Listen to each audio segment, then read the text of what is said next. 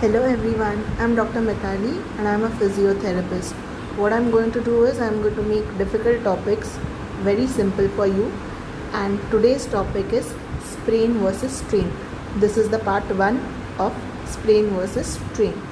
So tell me, what is a sprain? A sprain is an injury to a ligament caused by excessive stretch or tearing, typically resulting from a sudden twisting force applied to a joint. Magee के language में injury to non contractile tissue due to excessive stress. यहाँ पे non contractile tissue क्या है? Ligament है. And what is a ligament? Ligament it connects bone to bone. So the etiology and mechanism of sprain, twisting, inversion, eversion injury. Force type, external force. Common scenario, landing wrong, ankle roll, heels पहनना, उसके वजह से पैर twist हो जाना, या फिर कोई और जगह पे भी अगर स्प्रेन हो जाता है तो वैसे. पैथोफिजियोलॉजी क्या है? Ligament fibres undergo micro tear, partial tear and complete rupture. अभी ये क्या है? ये ग्रेड्स हैं. ओके, सो और एंकल या किसी भी इसमें लिगामेंट स्प्रेन में क्या होता है? लिगामेंट्स में जो है वो पुअर वैस्कुलैरिटी होती है, जिसके वजह से हीलिंग स्लो होती है एंड जॉइंट इंस्टेबिलिटी भी डेवलप होती है. अभी ग्रेड्स ऑफ स्प्रेन जो अभी हमने पढ़ा, ग्रेड 1 में क्या होता है? Micro stretch and no instability. तो इसमें बेसिकली ये हमारा नॉर्मल लिगामेंट है. इसमें क्या हो रहा है?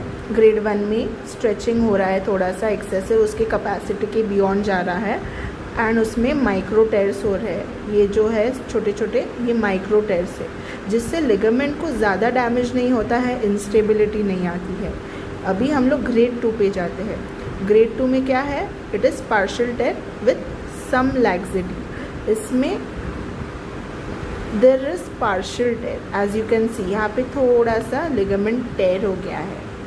ओके, जिसको भी होता है, पेन प्रॉब्लम वगैरह सब होता है, लेकिन हम लोग उसको कंजर्वेटिवली मैनेज कर सकते हैं. Now this is grade 3.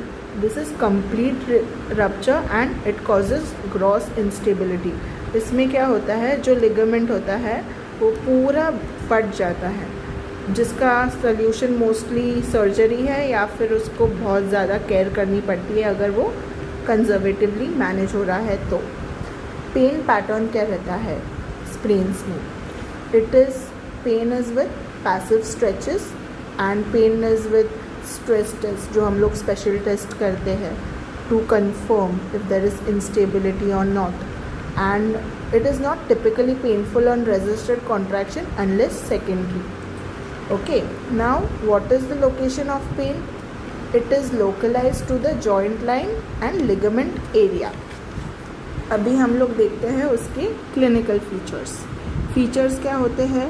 Pen sprain में कहाँ पे होता है? वो अराउंड जॉइंट लाइन जो अभी हमने पढ़ा, या फिर लिगामेंट एरिया में होता है. स्वेलिंग कैसी होती है? बहुत रैपिड होती है जब लिगामेंट इंजरी होती है तो. Okay, bruising is also very common. Immediately होता है या फिर लेटर ऑन होता है, जिसको हम एकाइमोसिस कहते हैं. फिर वीकनेस होता है इसमें? जी हाँ, होता है. Why? Because of instability. And range of motion is limited due to pain and instability. What are the most common sites? Most common sites are ankle which is ATFL, very common. चलते चलते पैर twist हो जाना. Heal पहनते हैं हम लोग, लड़कियां हील्स पहनती है, हमें बड़ा अच्छा लगता है हील्स पहनना, तभी ट्विस्ट हो जाता है. फुटबॉल वगैरह खेलते टाइम ट्विस्ट हो जाना पैर, तो उसमें ATFL यानी कि एंटीरियर टैलोफिब्युलर लिगामेंट सबसे ज़्यादा स्प्रेन होने वाला बंदा है. नी में कौन से बंदे स्प्रेन होते हैं? ACL which is anterior cruciate ligament and medial collateral ligament. और रिस्ट में भी बहुत ये होता है, चलते चलते कुछ भारी गिर जाते हैं हम लोग उसमें, तभी हमारा रिस्ट में भी स्प्रेन हो जाता है. अभी हम हीलिंग टाइमलाइन पे देखते हैं. फैक्टर क्या है और किस कारण के वजह से ये होता है? ब्लड सप्लाई कैसा है? पुअर होता है। हीलिंग स्पीड कैसे होती है उसके वजह से? It is very slow. And chronic risk high due to instability, बार बार स्प्रेन्स होना is very common. Functional limitation क्या होता है इसमें? Difficulty with weight bearing and joint loading. Next हम लोग देखते हैं स्प्रेन का basic management protocol. Acute phase which is 0 to 72 hours, that is 0 to 3 days। Gold standard क्या है? पुलिस प्रोटोकॉल, जो एग्ज़ाम में हमें पूछा जाता है। इसमें पुलिस का पी क्या है? Protection, which we use brace, taping, splint. Why do we use it? To avoid further ligament stress. Second is optimal loading. It is not complete rest depending upon the grade. It is gentle, pain-free movement. पहले हम लोग क्या करते थे? we used to use RICE protocol, which was rest, L, icing, compression and elevation.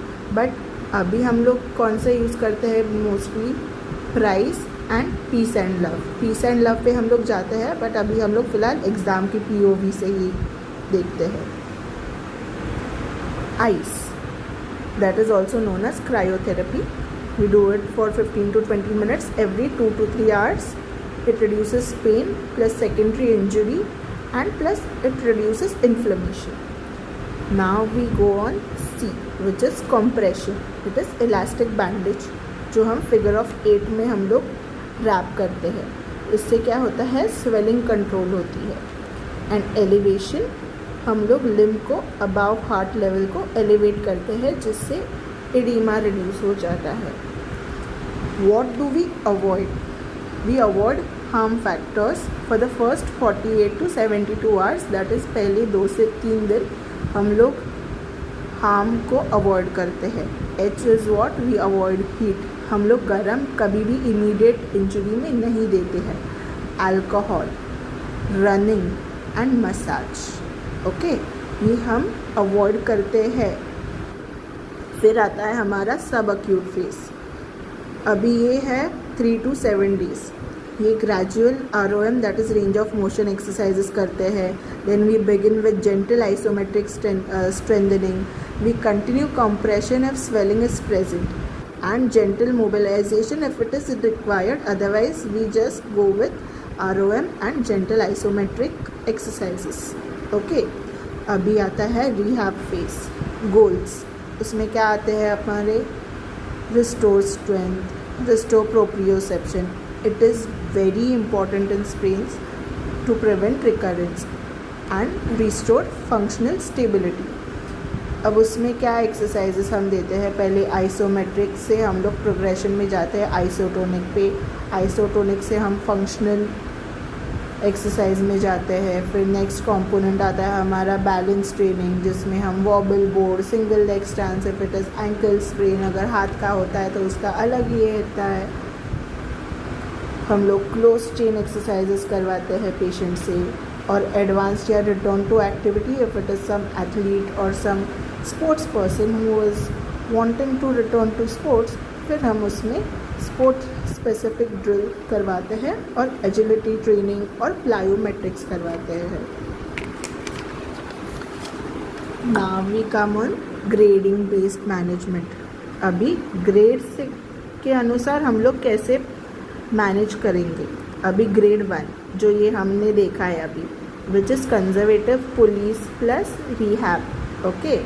Then grade 2 पे हम लोग brace पे जाते हैं और स्ट्रक्चर्ड रिहैब जो हमने अभी देखा वो प्लान करके we go for that. And for grade 3 we use immobilisation plus surgery if it is required. Mostly it is required, but it depends on the ligament, कौन सा लिगामेंट है, एंकल का है या फिर नी का है या फिर रिस्ट का है, okay. Now this is exam goal for you guys. अभी इसमें क्या है, ये स्पेशल क्लिनिकल पल्स है। हम लोग क्यों ये यूज़ करते हैं? Early mobilization is far better than prolong rest. Proprioception training prevents recurrence. Specially for ankle sprain without rehab, high recurrence risk. बार बार हमारा एंकल स्प्रेन होते रहता है कुछ लोगों में बहुत, specially people with flat feet, even I have flat feet, उसमें भी बहुत ये होता है कि चलते चलते एंकल अचानक से ट्विस्ट हो जाता है। तो फिर उसको प्रिवेंट करने के लिए वी नीड प्रोप्रियोसेप्शन ट्रेनिंग। अभी ATFL is the most commonly injured ligament, ये हमेशा याद रखना। अगर कोई पूछता है वाइवा में कि which is the most commonly injured ligament, so your answer must be ready, ATFL। अभी मुझे ये मत पूछना कि मैंने इतने सारे कलर्स क्यों यूज़ किए हैं, because I am a very vibrant person. Okay, तो हम लोग अभी आगे जाते हैं फिजियो एवोल्यूशन पे, मतलब कैसे राइस से प्राइस, प्राइस से पुलिस, पुलिस से पीस एंड लव पे हम लोग पहुंच गए। तो हमारे जो बहुत अच्छे अच्छे फिजियोज़ है, सीनियर फिजियोज़ है, उन्होंने ये सब नए नए रिसर्च करते रहते हैं, जिससे नए नए एडवांसेस हमें पता चलते हैं और हमारा नाम रोशन हो जाता है। अब ये जो होते हैं सब करेक्ट है, गलत इसमें से कोई भी नहीं है, बट वो अलग अलग अपने ज़माने के एविडेंस बेस्ड प्रैक्टिस से उभर आए हैं। अभी सबसे पहला कौन सा आया, rice, which is the oldest protocol. हम लोग जो अभी भी बहुत से लोग यूज़ करते हैं उसे, rest, ice, compression and elevation. इसका फोकस क्या है, रेस्ट प्लस स्वेलिंग को कंट्रोल करना। इसका सबसे बड़ा लिमिटेशन क्या है, अगर हम लोग बहुत ज़्यादा रेस्ट करते हैं तो डिले हो जाता है हीलिंग में। तो फिर उसमें क्या आ गया, और उसमें एक सेकेंड प्रोटोकॉल फिर नेक्स्ट आया प्राइस, जिसमें वो फिजियो को लगा कि प्रोटेक्शन देना भी बहुत इम्पॉर्टेंट है, सिर्फ रेस्ट से कुछ नहीं होगा, उसमें प्रोटेक्शन भी इम्पॉर्टेंट है, लेकिन ये भी बहुत ही रेस्ट हैवी अप्रोच है। तो वो भी उनको सही नहीं लगा, उनको लगा कुछ तो इसमें कमी है। तो फिर पुलिस पे आ गए, जो एक मॉडर्न अपग्रेड है। उसमें क्या डिसाइड हुआ, protection, optimal loading, ice, compression and elevation. इसमें सबसे बड़ा की चेंज क्या आया कि ऑप्टिमल लोडिंग रिप्लेसेस रेस्ट, जिससे क्या होता है, patient is encouraged to do early movement and with control stress there is better collagen alignment. Most modern physios use this approach. फिर आ गए हमारे सबसे लेटेस्ट भाई साहब, पीस एंड लव, जिसमें क्या है, पीस कहता है कि अक्यूट फेज़ है, ये सब तो सही है जो भी कर रहे हैं हम लोग, लेकिन इसमें ऐड और होना चाहिए। हम लोग उसको प्रोटेक्ट करेंगे, एलिवेट करेंगे, लेकिन इसमें चेंज क्या आया है, हम लोग अवॉइड एंटी इन्फ्लेमेटरीज, जैसे कि क्या है उसमें, आइसिंग हुआ, NSAIDs हुए, हम लोग उसको अवॉइड करेंगे, क्योंकि इनका मानना है कि अगर हम लोग एंटी इन्फ्लेमेशन या एंटी इन्फ्लेमेटरीज लेते रहेंगे तो उससे डिले होता है हीलिंग में। Inflammation is important to some extent, जिससे कि वो हीलिंग फैसिलिटेट करता है। ये हम लोग पीस प्रोटोकॉल कब यूज़ करते हैं, अक्यूट फेज में, और लव कब हम यूज़ करते हैं, रिहैब फेज में। और इसमें और इसमें और एक ऐड हुआ कि हम लोग एजुकेशन है, हम लोग पेशेंट को एजुकेट करते हैं इसमें। फिर आता है हमारा रिहैब फेज, जिसमें हम लव प्रोटोकॉल यूज़ करते हैं, जिसमें आता है load, optimism, vascularisation and exercise. तो अब हम इसका डिटेल देखते हैं। पीस प्रोटेक्शन में क्या हुआ, जो मैंने अभी बोला कि reduce movement for 1 to 3 days, use brace, taping, splint, aids if it is severe. What is the goal, prevent further ligament damage but avoid prolonged immobilization as it delays healing. Elevation, keep limb elevated above heart level. Yes, I have drawn a heart for this. उसका mechanism क्या है, इससे जो hydrostatic pressure रहता है वो decrease होता है और जो इंटरस्टिशियल फ्लूइड अक्यूमुलेशन रहता है, दैट इज एडिमा, वो भी उससे कम हो जाता है. Avoid anti inflammatory modalities. It is very important in this protocol because यहाँ पे ही पीस और लव अलग है. क्यों? जैसे कि मैंने बोला, इन्फ्लेमेशन हीलिंग को ट्रिगर करता है, और जब हम उसको ब्लॉक करते हैं तो हम खुद ही अपने हाथों से पैर पे अपने कुल्हाड़ी मार रहे हैं, जिससे टिश्यू रिपेयर डिले हो जाता है. अभी इसमें क्लिनिकल जेम क्या है? Ice can be used for pain, not aggressively to stop inflammation. मतलब हमको पेन कम करना है, पेन के लिए बोल रहा है कि आइस यूज़ करो, बट इन्फ्लेमेशन को हम लोग ज़्यादा कंट्रोल नहीं करेंगे. जो हम लोग बार बार 2 से 3 घंटे बाद 15 से 20 मिनट के लिए आइसिंग करते हैं, पीस एंड लव प्रोटोकॉल उसके खिलाफ है. अभी इसमें आता है कॉम्प्रेशन. इलास्टिक बैंडेज के टेप, उससे क्या होता है, स्वेलिंग कम हो जाती है और लिम्फेटिक रिटर्न इम्प्रूव हो जाता है. और एजुकेशन, जैसे कि मैंने बोला, we have to educate the patient that don't over rest. Pain is not always damage. Active recovery is better. जिससे क्या होता है, फियर अवॉइडेंस होता है पेशेंट में, क्रॉनिसिटी कम हो जाती है, कि बार बार रिकरेंस होता है वो कम हो जाता है. ठीक है. और अब हम लोग रिहैब फेज में आ रहे हैं, विच इज़ फेज 2, लव. हाँ, आई हैव यूज्ड लव के लिए रेड कलर, जिसमें हम क्या करते हैं, लोड. हम लोग उसमें ग्रेजुअल मैकेनिकल लोडिंग लेते हैं. क्यों? बिकॉज उससे कोलाजन सिंथेसिस स्टिम्युलेट होता है, जिससे फाइबर के अलाइनमेंट अच्छे से हो जाती है. और इसका एग्जाम्पल है strength exercises and weight bearing. Okay. फिर हम लोग उसमें डालते हैं ऑप्टिमिज्म. ऑप्टिमिज्म के लिए मैंने ग्रीन यूज़ किया है. Green is a very positive colour, growth का कलर है, तो फिर उसके लिए मैंने ग्रीन यूज़ किया है. अब ऑप्टिमिज्म क्यों डालते हैं हम? पेशेंट के माइंडसेट बहुत ज़्यादा मैटर करता है. जब पेशेंट डरा हुआ रहता है, एंग्शियस रहता है, तो उसका रिकवरी डिले हो जाता है, and it is scientifically proven. So इसीलिए we have to give positive outlook to patient. Patient को मोटिवेट करो यार, जी भर के मोटिवेट करो पेशेंट को.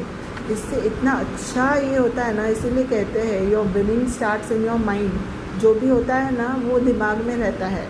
तो इसके लिए हमको पेशेंट को मोटिवेट करना होता है कि भाई साहब, बहन जी, पॉजिटिव रहिए, कुछ नहीं होगा, हम हैं आपको ठीक करने के लिए. और इसीलिए हमने साइकोलॉजी की भी पढ़ाई की है ना, जिससे क्या होता है, पॉजिटिव अगर पेशेंट रहता है तो उसका हीलिंग जो है फास्टर हो जाता है. अब हम आते हैं वैस्कुलराइजेशन पे. अभी इसके लिए मैंने ब्लू कलर यूज़ किया है, बिकॉज वैस्कुलराइजेशन, ब्लू कलर. अभी increase blood flow through what, pain free cardio, walking, cycling. इससे क्या होता है, टिश्यू हीलिंग होता है और टिश्यूज़ को ऑक्सीजन डिलीवरी भी बहुत अच्छी होती है, जिससे रिकवरी अच्छी होती है. एंड लास्ट इसका ई जो है, ये एक्सरसाइज है, प्रोग्रेसिव रिहैब होता है, जिसका सीक्वेंस है हमारा range of motion, strength, proprioception and functional training. अभी ये हुआ हमारा पार्ट 1. अगर आपको ये अच्छा लगा, and if you need more such content and management of ankle sprain or any sprains in general, and part 2 is going to be strain. तो उसके लिए like, share, subscribe and comment कि आपको ये कैसा लगा. Thank you.